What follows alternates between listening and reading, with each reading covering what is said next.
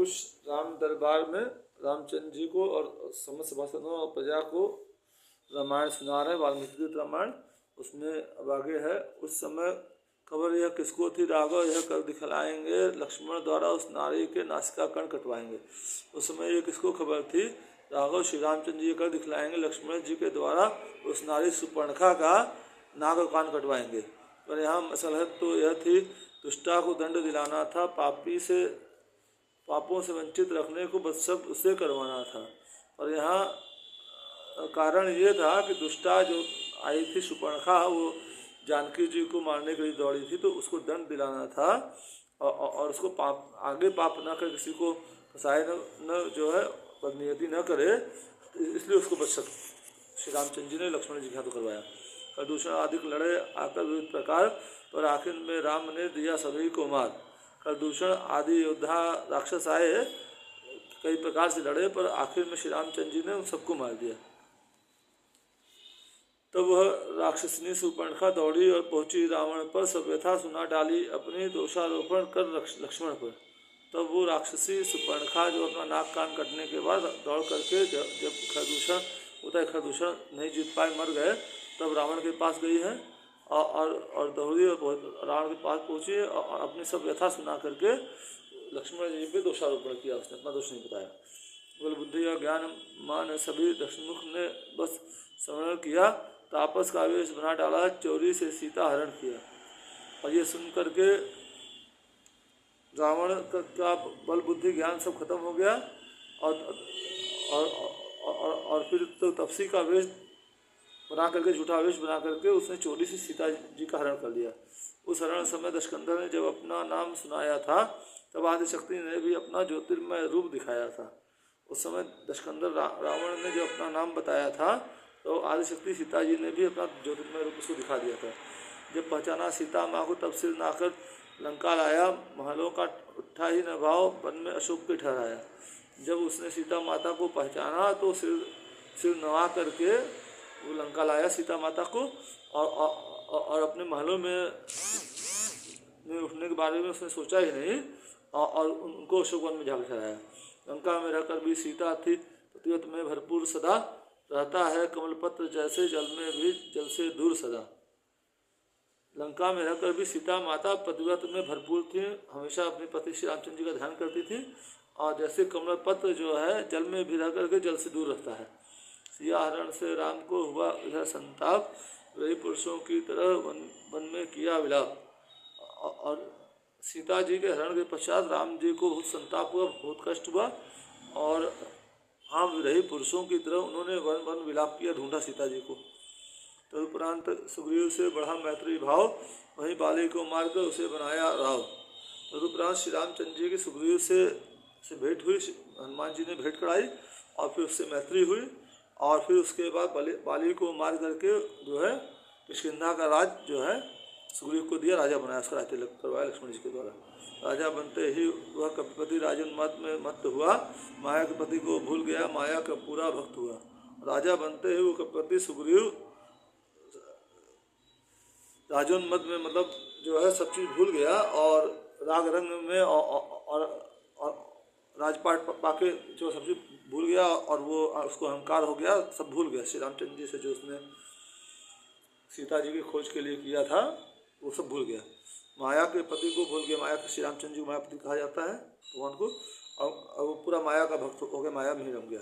तब कौशलपति ने प्रीति सहित कर्तव्य स्मरण कराया था, श्री सीता जी की खोज है तो कपिदल चौर पहुँचाया था। तो कौशलपति श्री रामचंद्र जी ने जो है लक्ष्मण जी को भेज करके उसको उसके कर्तव्य का स्मरण कराया। तब सीता जी की खोज के लिए कपिदल जो है उसने चारों ओर पठाया, जिसमें कि हनुमान जी, अंगद जी और जामन जी वगैरह एक दल दक्षिण की ओर गया था, जो हनुमान जी लंका जाकर सीता जी खोज करके आए। जिस समय अशोक वाटिका में प्रणवीर पवनसुत पहुँचे थे, तब सती साध्वी सीता के आचरण उन्होंने देखे थे। जिस समय अशोक वाटिका में प्रणवीर पवनसुत श्री हनुमान जी पहुँचे थे, तब सती साध्वी सीता जी का आचरण उन्होंने वहीं देख लिया था साक्षात। उस समय उन्होंने देखा था जब दशमुख लोभ दे रहा था, तब बदले में सतवती से तीखी धिक्कार ले रहा था। उस समय हनुमान जी ने देखा था जब दशमुख रावण उनको लोभ दे रहा था या धमकी दे रहा था, बदले में चतुर्थी सीता माता से तीखे धिक्कार सुन रहा था। रावण जब कह रहा था, सुनो सिया धर ध्यान, मुझसा कोई दूसरा और न बल बुद्धि विद्वान। जब रावण कह रहा था, हे सिया ध्यान धर के सुनो, मुझसा कोई दूसरा बल बुद्धि ध्यान नहीं है। मैं ही एक ऐसा राजा हूँ जिसकी सोने की लंका, मैं ही एक ऐसा योद्धा हूँ जिसका दुनिया में डंका है। मैं ही एकमात्र ऐसा राजा हूँ जिसकी सोने की लंका है। मैं ही एक ऐसा योद्धा हूँ जिसका पूरी दुनिया में डंका बजता है। मायापति भी जिसके डर से मायापट में छुप बैठा है, वही दशकंधर तेरी प्रिय दृष्टि चाहता है। बोले जो है कि मायापति जो है, मतलब मायापति विष्णु भगवान या इंद्र वगैरह जिसके लिए बोल रहे हैं कि मेरे डर से जो है मायापट छुप बैठा है देवता लोग। वैदे ही यह सीता है, वैदे ही वही दशकंधर तेरी प्रिय दृष्टि चाहता है। सीता तब कह रही थी, अरे दुष्टो मन, स्वयं प्रशंसा से भला वीर बना है कौन। तब तो सीता जी ने उसको रावण को धिक्कार के बोला, हे दुष्ट मौन हो जा, अपनी प्रशंसा से भला कोई वीर बना है। तीन थरी ओट कहती वैदे ही सुमरी और पद प्रेम से नहीं। सीता जी ने कहा था, तीर्ण जो है एक तिनके की ओट लेकर के जो है कि मुझे रघुपति अति प्रिय हैं। तीन थरी ओट कहते हुए सुनिए, और वो सूर्य के समान है और तुम एक जुगनू के समान हो। मैं वह हूँ जिसने एक समय शंकर का धनुष उठाया था, तो वह जिसने उस धनु को छूने में भी भय खाया। सीता जी ने कहा, मैं वह हूँ जिसने एक समय शंकर जी का धनुष एक हाथ से उठाया था, तू वह है जो जिसने शंकर जी का धनुष छूने में भय खाया था हिलाना तो दूर है।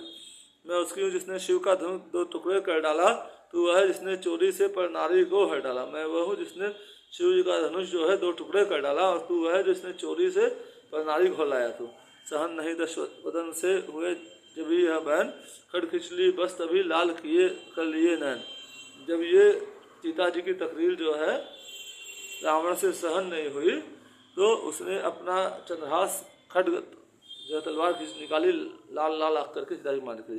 बोला, अब फिर मुजोरी की तो चंदा सी बह जाएगी, इस तेज खट की धारा में तिल के सम्मान बह जाएगी। बोला कि अब और ज़्यादा बोलेगी तो तुझे मैं इस खड्ग से मार डालूंगा, तिल के समान तू हो जाएगी। यदि मेरी हो जाएगी तो इस जग में तू जगमग होगी, अन्यथा जुबा के साथ साथ एक गर्दन अभी अलग होगी। यदि तू मेरी हो जाएगी तो इस संसार में तू जगमगा जाएगी, अन्यथा तेरी जुबान के साथ साथ तेरी गर्दन भी तेरे धड़ से अलग कर दूंगा। हाँ गरज कर सिया ने, चुप हो पापी नहीं, सिंधु सर्वदा सिंधु है, कीच सदा है नहीं। तब सीता माता ने गरज करके फिर रावण को धिक्कारा है। बोला, हे पापी नीच, तू चुप हो जा। सिंधु जो है नदी, गंगा या जो भी नदियाँ, सॉरी सिंधु समुद्र होता है, समुद्र हमेशा समुद्र ही होता है, कीचड़ हमेशा कीचड़ ही होता है। ये सीता माँ ने उसको धिक्कार के बोला।